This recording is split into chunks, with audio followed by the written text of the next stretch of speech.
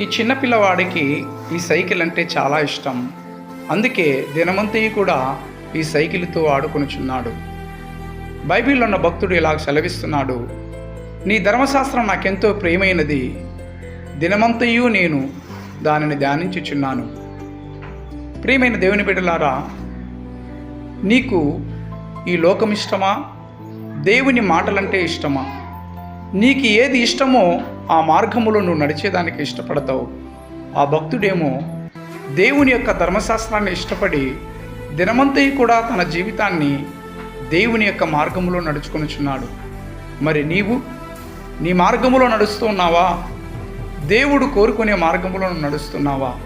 ఈ చిన్న పిన్నవాళ్ళ వలె నీవు కూడా ఏది ఇష్టమో దాని యందు నడిచినట్లయితే నీవు ఇబ్బంది పడతావు, కానీ దేవుని మార్గంలో నడిస్తే ఈ ఇబ్బంది కలగదు.